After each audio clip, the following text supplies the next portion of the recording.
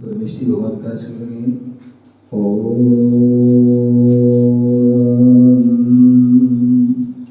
नमः सिद्धेभ्यः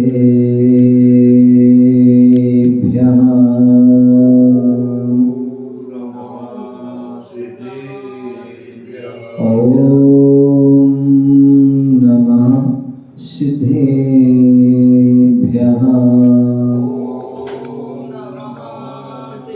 ओम नमः सिद्धेभ्यः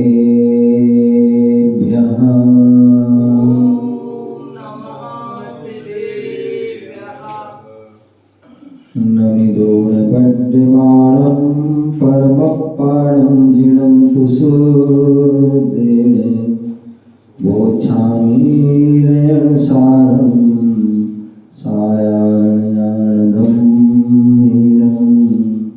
नमो अरिहन्ताणं नमो सिद्धाणं नमो आयर्याणं नमो वज्रायाणं नमो लोये सर्वेशारणं।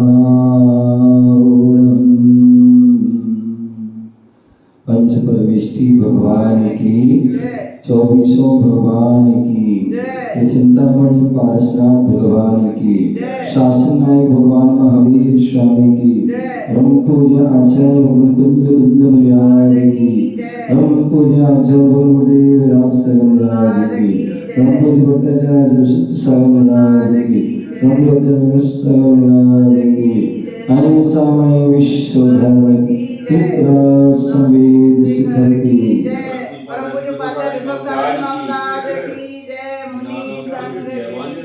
ओम नमस्ते। प्यारे बंधु, आज हम सभी पुनः भारत की राजधानी दिल्ली के निकट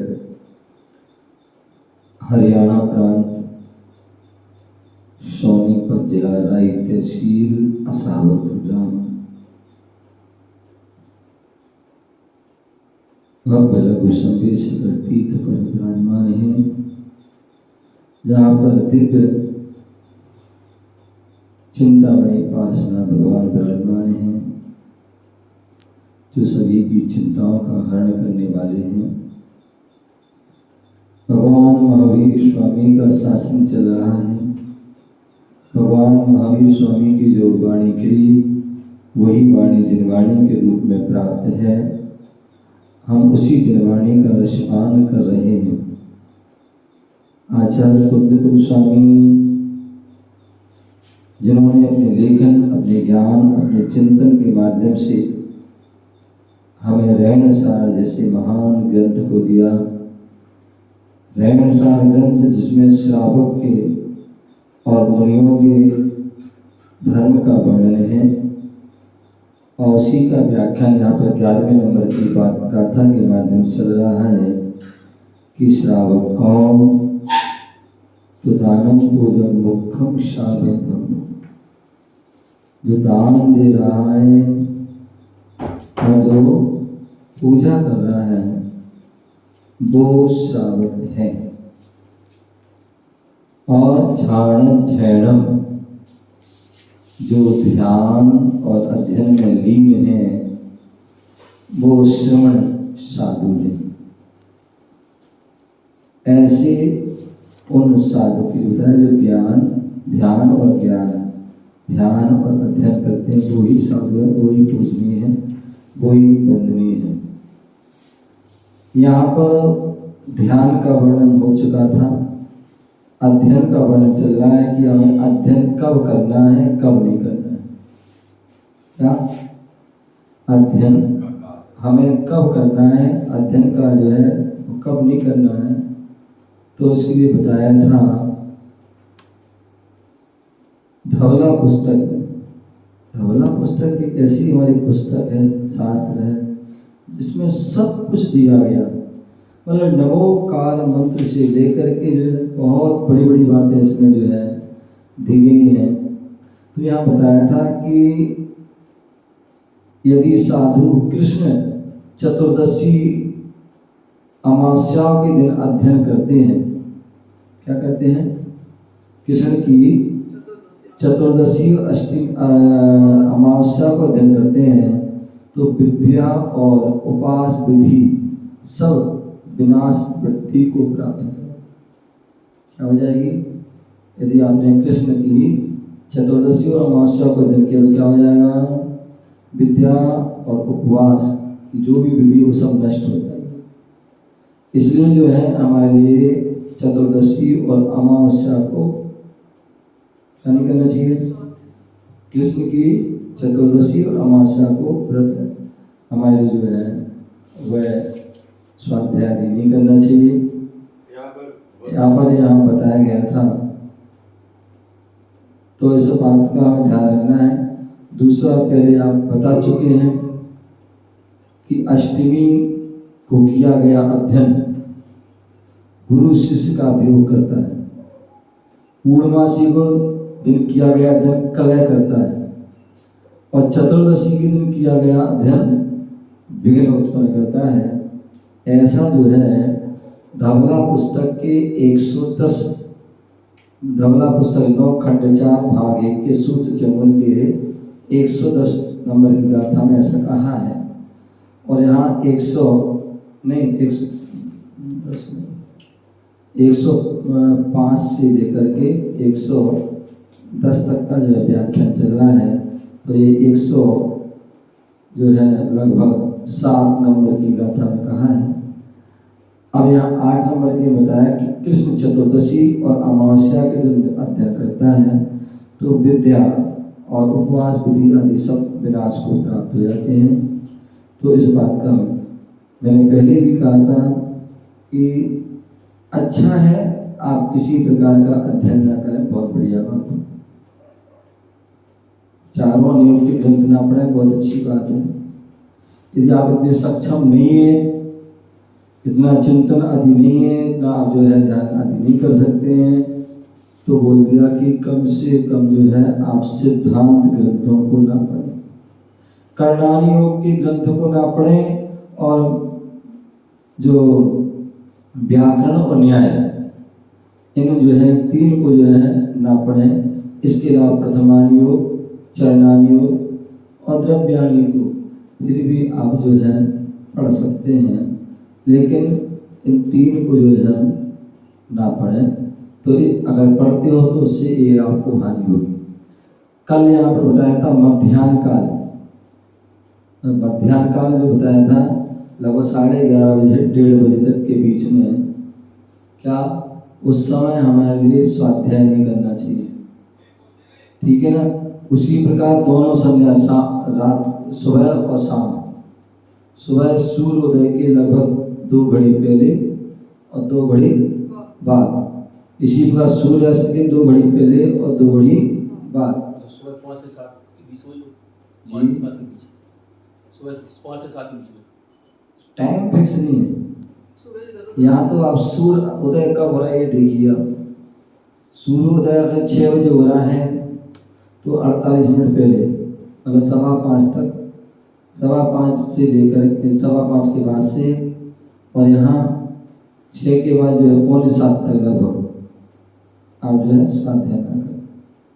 किसका अच्छा है आप किसी का ना करें, अन्यथा आप जो है क्या करें, करणानी योग आदि ग्रंथों का स्वाध्याय ना करें, ठीक है। इसलिए हमारे और भी व्यवस्था है, बोले इसलिए हमारे कह दिया कि आप स्वाध्याय करना पहले करो। हमारे यहाँ जो है 4:45 के पहले आप 3:30 बजे उठिए, 3:30 से जो है आप जो है 4 बजे तक स्वाध्याय कीजिए, और 4 बजे के बाद 4:30 आदि तक जो है, या 4:30 तक कीजिए, या मतलब जो जैसे भी है तो उस समय स्वाध्याय कीजिए। और उसके बाद जो है प्रतिक्रमण कीजिए, और उसका जो संधि काल है जहाँ 2 घड़ी का, उस समय सामयिक कीजिए।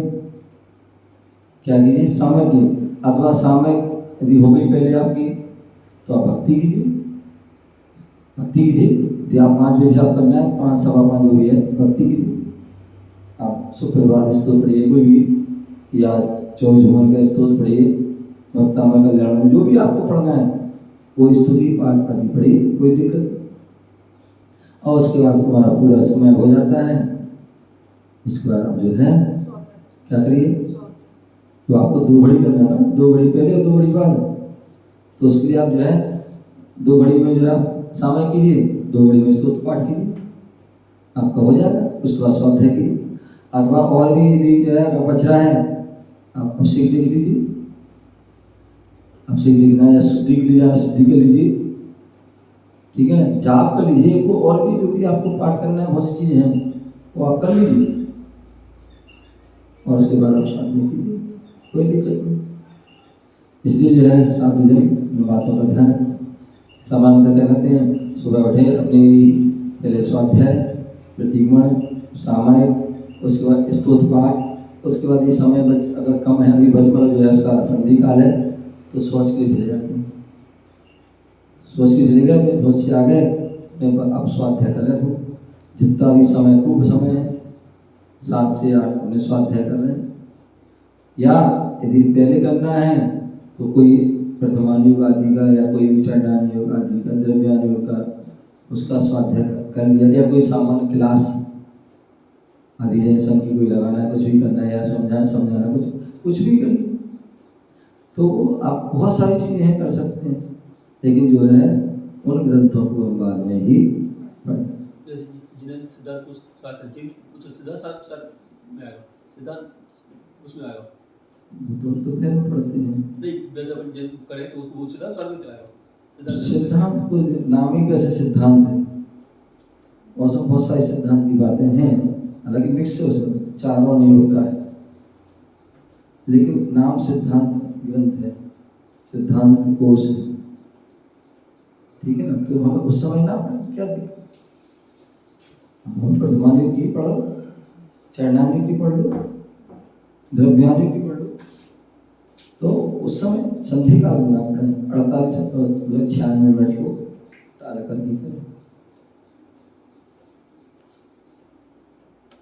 तो यहाँ पर बोले मध्याह्न काल में किया गया अध्ययन जिन रूप को नष्ट कर देता है। यदि कोई मुनिराज है उस काल में यदि स्वाध्याय कर रहे हैं, तो हो सकता है उनकी बुद्धि मुद्रा छूट सकती है, संयम से गिर सकते हैं, संयम से गिर सकते हैं, भ्रष्ट हो सकते हैं। अथवा दोनों संध्या काल में अध्ययन किया तो व्याधि उत्पन्न हो जाएगी, कई बार व्याधि हो जाती है, लोग बीमारी हो जाती है, खतरनाक बीमारी हो जाती है अचानक। क्यों होगा? क्योंकि आपने ये संधि काल कर दिया। तो इसलिए इन संधि कालों का हमें क्या करना है, ध्यान, स्वाध्याय करो, आप समय करो, भक्ति करो, क्या करो, भक्ति करो, जाप करो, पाठ करो, कोई दिक्कत नहीं। तो इस प्रकार से तो व्याधि पैदा करता है। तथा मध्य रात्रि में किए गए अध्ययन से अनुरक्त जन भी देश को प्राप्त हो जाते हैं। यदि आप मध्य रात्रि में स्वाध्याय कर रहे हैं, तब जो है 11:30 से 1:30 बजे तक स्वाध्याय कर रहे हैं, तो उस समय क्या होगा, आप कितना भी घनिष्ठ शिष्य क्यों ना हो, या आप कितना भी घनिष्ठ जो है भक्त क्यों ना हो, वो आपसे क्या हो जाएगा, टूट जाएगा, द्वेष करने लगे आपसे। किस कारण से? आपने मध्य रात्रि में स्वाध्याय। इसलिए इन बातों का जो है ध्यान रखो कि हमें कब स्वाध्याय करना है और कब नहीं करना है, तो उसको हम आगे यहाँ बताया था। अति तीव्र दुख से युक्त रोते हुए प्राणी को देखने को। अब कोई किसी गमी हो गई, कोई बिलख रहा है, कोई बच्चा भूखा प्यासा आदि बिलख रहा है, कोई किसी कष्ट मर रहा है, कुछ भी हो रहा है, दुखी है, भूखा मर रहा है आदि कोई भी समस्या हो सकती, तो ऐसे जो है कोई दुखी प्राणी रोते हुए देख करके, या उनके समीप में होने पर, आप उनके समीप हो, या मेघों की गर्जना और एकदम तड़तड़ा की हो रही है, अथवा बिजली चमक रही है, तो ऐसे, या अति वृष्टि, उल्कापात हो रहा है, कोई मतलब पत्थर, मतलब पहाड़ गिर गया, कुछ भी हो रहा है, ऐसा कुछ हो रहा है, पत्थर फट गए, तो क्या है, पहाड़ गिरा, ऐसा होने पर उस समय अध्ययन नहीं करना चाहिए। उस समय सबके प्रति सहानुभूति आदि है, भगवान की भक्ति करें, जाप करें, पाठ करें, जिससे कि सारे संकट दूर हो जाए। तो इस प्रकार से अस्वाध्याय समय में क्या करना चाहिए। अब यहाँ आचार्य भगवान शिव कोटि मुराज भगवती आराधना ग्रंथ बोले, भगवती आराधना ग्रंथ बहुत सुंदर, इसमें मतलब सब चीज है, मतलब चारों योग के ग्रंथ भी है उसमें, वहाँ पर जो है आपको नीति भी मिलेगी और जो निमित्त आदि जो देखने को होते हैं ना, क्या होते हैं सारे, किससे क्या होगा कैसे होगा, वो सारे रिष्ट समुच्चय आदि का जो ग्रंथ है उसका पूरा सार, कब किसकी समाधि हुई, कब क्या कारण हो, आदि सारी चीजें उसमें भगवती आराधना दी है। तो यहाँ पर अस्वाध्याय समय में क्या करना चाहिए। यदि असमय में स्वाध्याय करोगे तो असमाधि होगी, कभी भी समाधि हो जाए, बैठे बैठे सोते सोते आदि कुछ भी चलते बढ़ते हो जाए, पता ही नहीं पड़ेगा, और एक विधिवत समाधि होती है। तो इसे अस्वाध्याय समय में क्या करना चाहिए, इस विषय भगवती आराधना ग्रंथ में गाथा 2046 में निम्नलिखित निर्देश दिए गए हैं। क्या, बयण परियट्ठ पुच्छनाओ मोतूण तदया धम्म धुनिम सुतत्त पोरिसी सूबी सरेदी सुतत्त में मणो। तो यहाँ पर आचार्य भगवान शिव कोटि विराज कर रहे हैं। पहले भी उमा स्वामी मुनिराज ने भी कहा है, जो इतनी ऊपर बातें कहीं स्वाध्याय नहीं करो स्वाध्याय नहीं करो, तो इसका मतलब क्या संतोष भाई, क्या ऐसा नहीं कि मतलब कोई जो है महाराज कहीं स्वाध्याय नहीं करो स्वाध्याय करनी बंद कर दो, तो उसकी सी पूरा विधि विधान सुनो ध्यान से। मैं तो जो है अच्छा है यदि आप चारों योग को ना करें कोई दिक्कत नहीं है, अगर उसके बिना नहीं चल सकता है तो कम से कम, क्योंकि बहुत से लोग क्या करते हैं स्वाध्याय छोड़ दिया अन्य कार्य में लग गए, ये बातें कर रहे हैं, कहीं सो रहे हैं, कहीं घूम रहे हैं, फिर रहे हैं, ये कर रहे हैं, वो कर रहे हैं। तो इससे तो अच्छा बोले स्वाध्याय करो, लेकिन बस सिद्धांत ग्रंथ का स्वाध्याय न करो। प्रथमान योग का पढ़ लो, चरणान योग का पढ़ लो, द्रव्यान योग का पढ़ लो, पाठ कर लो, स्तुति पढ़ लो, जाप कर लो, अथवा आचार्य उमा स्वामी मुनिराज ने तत्वासूत्र के 9वें अध्याय में भी कहा है, यहाँ भगवती आराधना भी कहा। क्या, स्वाध्याय के 5 वेद हैं। क्या है, स्वाध्याय के 5, तो 5 वेदों में सबसे पहले कौन सा है, वाचना। तो यहाँ वाचना के लिए मना किया गया। क्या किया गया है, वाचना। जैसे हम वाचना कर रहे हैं, हम जब ग्रंथ लगा करके वाचना कर रहे हैं रहन सार ग्रंथ की, या सुबह जो मैं जो है समाधि सार की, या मेरु बंदर पढ़ा, या तो फिर मैं जिन्हें सिद्धांत कोश या मूलाचार, ये जो हम वाचना करते हैं, तो अच्छा है आप जो है इन दिनों में जो है या ऐसे समय में आप वाचना नहीं कीजिए। क्या नहीं कीजिए, वाचना नहीं कीजिए, प्रच्छना तो कर सकते हैं। क्या, प्रच्छना कर सकते हैं। संतोष भाई खड़े हो जाओ, खड़े हो, हाँ खड़े हो। प्रच्छना किसे कहते हैं, पूछने। जैसे हमने आपसे पूछा, या हमने इनसे पूछा, या इन्होंने हमसे पूछा, आपस में एक दूसरे पूछ रहे। अथवा अगर कोई दूसरा भी नहीं है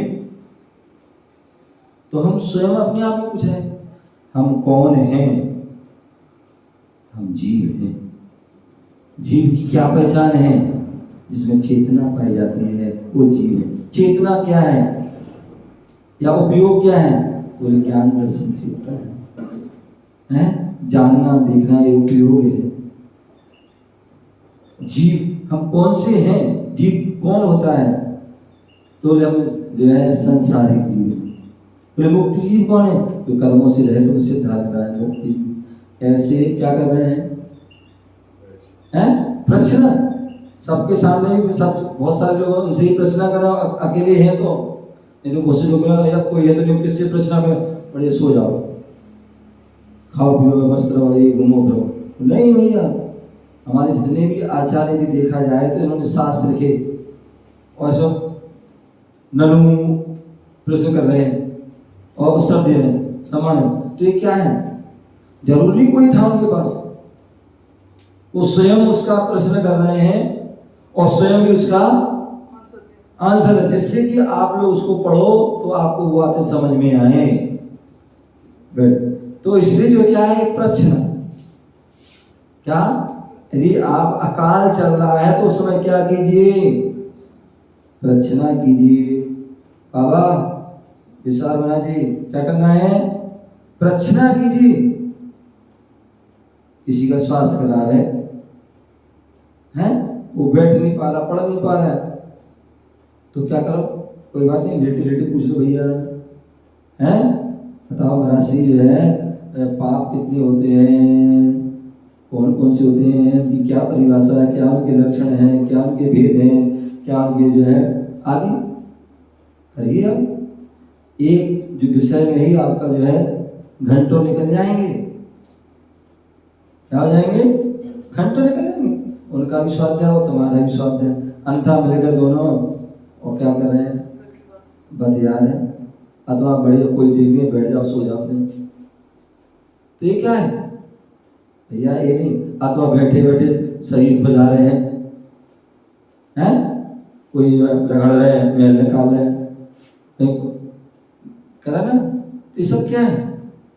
कहीं चटाई है, कहीं चटाई को खुद हिलने लगी, कहीं जमीन को कूदने लगी, कहीं मुझे पता नहीं कुछ ना कुछ करने लगी। तो ये सब क्या है? ये अनर्थ दंड है। तो इसलिए क्या करो भैया? क्या करो भैया? प्रश्न करो आपस में बैठे बैठे। कोई है, दो लोग हैं, प्रश्न करो। किसी व्यक्ति को कह दे भैया तुम उनके साथ हो जाओ यार, वो तो तुम्हारे संग हो जाएंगे, दोनों के मुंह बन जाते हैं। या मुंह नहीं बनना चाहिए। अभी तो बड़ा सौभाग्य समझना चाहिए, हम उनके साथ है, वो हमारे साथ है, तो एक दूसरे का हम सहयोग बन सकते हैं। एक दूसरे का जो है हमारा क्या हो जाएगा? आपस में मन लग जाएगा। अन्यथा अकेले वो रुके, अकेले रुके, तुम रुके, अब तुम क्या कर रहे हो, वो क्या, कब उठ रहा है, कब सो रहा है, कब उठ रहा हो, कब क्या कर रहे नहीं कर रहे, क्या पता किसको, क्या पता। तो भैया एक दूसरे के सहयोग, भैया ये तो ठीक है, नजर में तो आओगे तुम,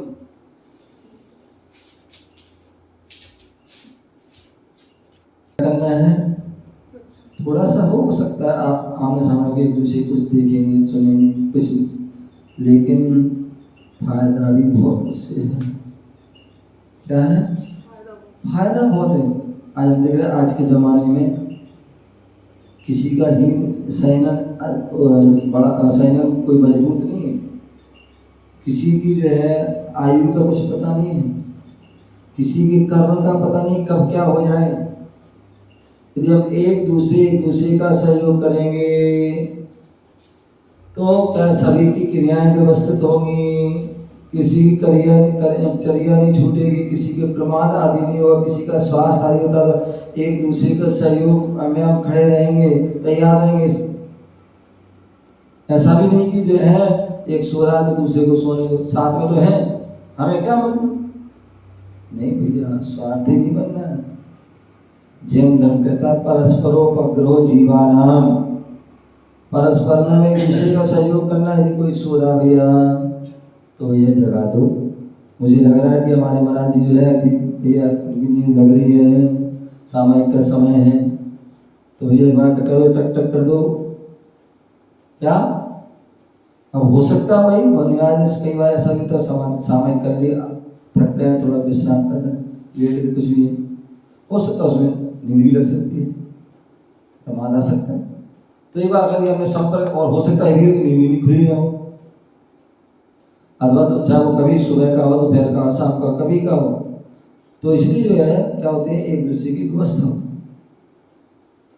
वैसे तो हमें स्वयं को सबको अपना ध्यान रखना है कि भैया स्वाध्याय टाइम कब है, लोकेश भाई स्वाध्याय टाइम कब है, उस समय पहुंच जाओ। अभी सुबह 8:30 का स्वाध्याय समय है, 8:30 पहुंच जाओ, और थोड़ा आगे पीछे शाम का दोपहर 3 सवा 3 का है, 3:30 का पहुंच जाओ। अच्छा पहले से पहुंची, शाम को जो है उसका समय है गुरुवक्ति आदि के समय, पहले से पहुंच जाओ। अन्यथा आप क्रिया नहीं हो रही है, उस क्रिया में बाधा पहुंचाना या उसके हम जो नहीं हो रही तो जो विघ्नकारी हो। और अगर पहले से पहुंच जाओ, हो सकता मुझे आज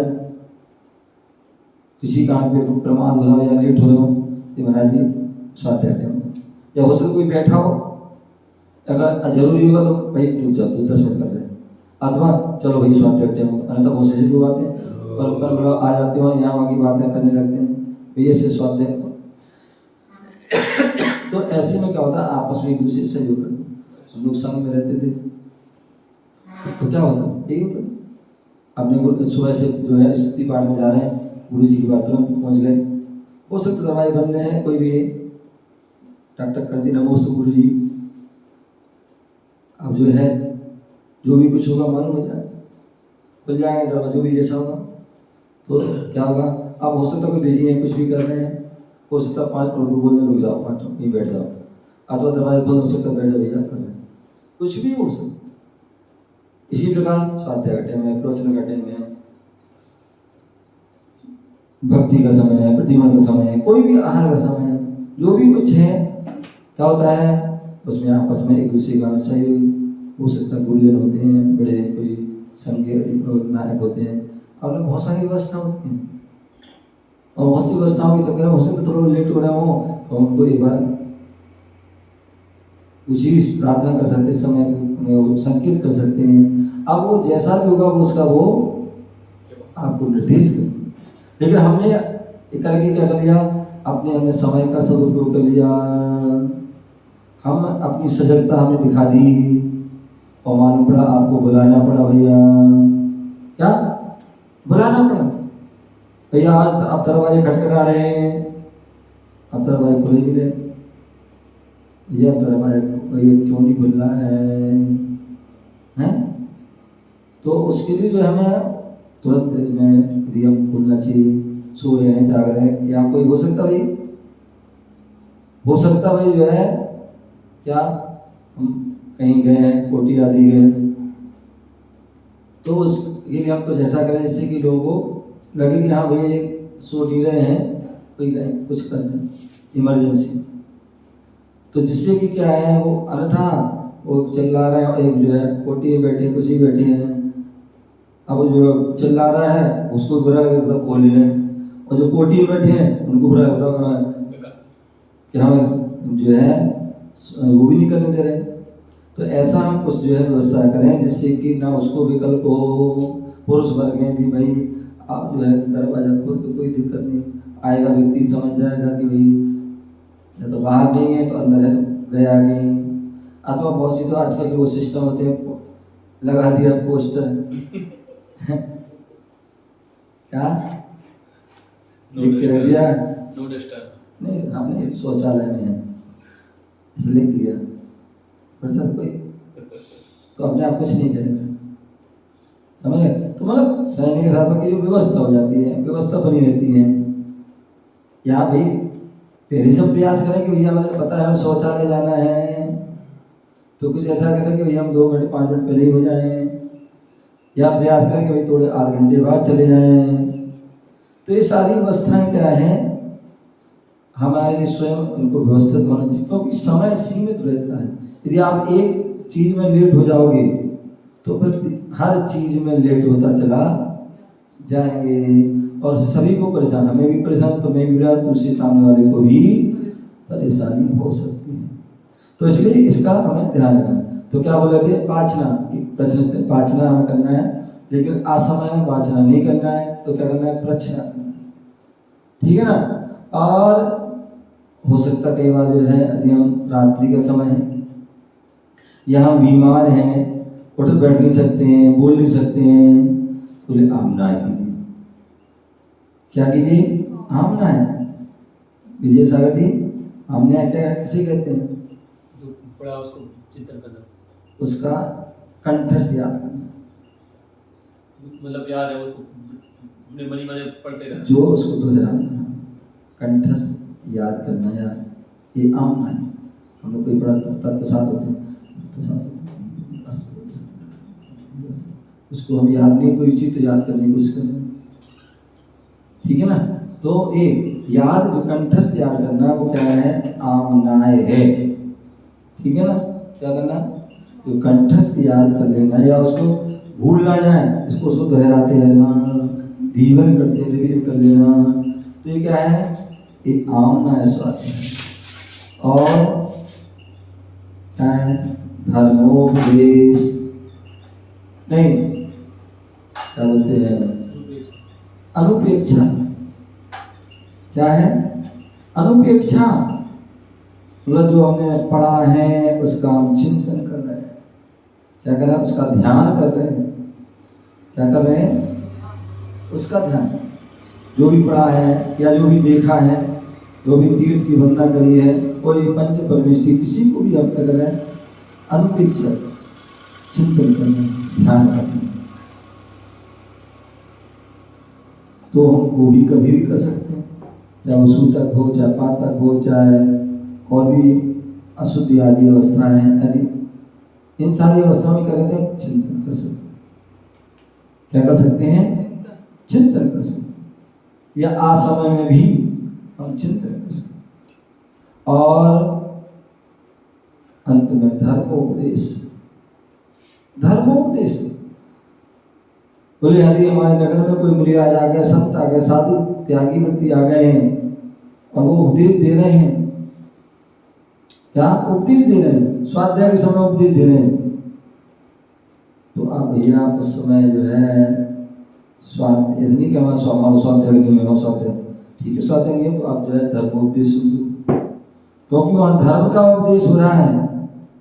किसका हो रहा है, धर्म का उपदेश हो रहा है। यहाँ पर जो है तत्व की बातें हो रही हैं, धर्म की बातें, तीर्थंकरों की बातें हो रही हैं, मुनियों की बातें हो रही हैं, आगम की बातें हो रही हैं, सिद्धांत की बात हो रही हैं, अनुयोग की बात हो रही है, तो वो धर्मोपदेश है। और धर्मोपदेश को स्वाध्याय को हमें सुनना चाहिए। अपने उस स्वाध्याय को आगे पीछे कर लेना, क्या अपने स्वाध्याय को आगे पीछे कर लेना, उस स्वाध्याय को जरूर सुनना गुरु के मुख से, क्योंकि गुरु से मुख से सुनने का प्रभाव अलग होता है। यदि हम लोग कहते गुरु के मुख से यदि हमने नमोकार मंत्र भी सुन लिया तो उससे भी क्या हुआ, अनेक जीवों का कल्याण हो गया, अनेक जीवों का उद्धार हो गया। समझ गया ना, जब नमोकार मंत्र सुनने से उद्धार हो गया तो हम आगम की बातें सुनेंगे तो हमारा फिर तो क्या होगा, सोचो। तो इसलिए धर्मोपदेश जरूर सुनना चाहिए। तो इस प्रकार यहाँ भगवती अनुमत क्या बोला है, स्वाध्याय के 5 वेदों में वाचना, आमनाय, प्रचना, धर्मोपदेश को त्याग कर वह श्रवण अस्वाध्याय काल में भी एकाग्र मन से सूत्र के अर्थ का क्या करता है, अर्थ का ही चिंतन अनुचिंतन करता है। अतः सतत अनुपेक्षा का स्वाध्याय में लीन रहता है। तो क्या करता है, यदि आप कुछ भी नहीं कर पा रहे तो चिंतन तो हम कर ही सकते हैं, कभी भी कर सकते हैं, 24 घंटे कर सकते हैं। चाहे वो अष्टमी हो, चतुर्दशी हो, पूर्णमासी, अमावस्या, चाहे अष्टांग का पर्व, कोई भी पर्व में, या अकाल भी हो, संधि काल, उसमें भी आप क्या कर सकते हैं, चिंतन तो आप कर ही सकते हैं। क्या कर सकते हैं, चिंतन, अनुचिंतन जो है, अनुपेक्षा तो हम ध्यान तो कर ही सकते हैं। और जितना अधिक करो उतना ही उसका लाभ हो, उससे विशुद्धि बढ़े, परिणाम पवित्र हो, निर्मल हो। तो इसलिए इस बात का हमें ध्यान रखना है कि अशुद्ध जो असमय में हमें स्वाध्याय को नहीं करना है। तो इन चीज़ों को लिख लेना और इसको बार बार दोहराना, लिख लेना। कभी कोई पूछता है, कभी अपन जब हम चिंतन करें, बार बार देखें इस समय कि हम गलती तो नहीं कर रहे हैं। कई बार होती ना, बीमार हो गए, एक बीमारी दूर हुई, दूसरी आ जाती, दूसरी तीसरी आ जाती, क्यों आ रही है? इसका मतलब आपने असमय में स्वाध्याय, या और भी कोई समस्या हो रही है, आपस में राग द्वेष हो रहा है, तो मतलब असमय में स्वाध्याय। ये चीजें लिख लेना क्रम से कि हमें कब स्वाध्याय करना है, कब नहीं करना है, कब चिंतन करना है आदि है। तो इससे आप बहुत सारी समस्याओं से बच जाएंगे और आपका अध्ययन करने में भी आनंद आएगा और आपका जो है चिंतन मनन और पढ़ना भी पवित्र होंगे और सारी जो है विघ्न बाधाएं भी अपने आप दूर हो जाएंगी। तो इस बात का हम ध्यान रखें, तो निश्चित ही आपके जीवन में सफलता के आप जो है सफलता के चांद को, आकाश को, अपने लक्ष्य को प्राप्त करोगे। इसी भावना से केवल महावीर भगवान की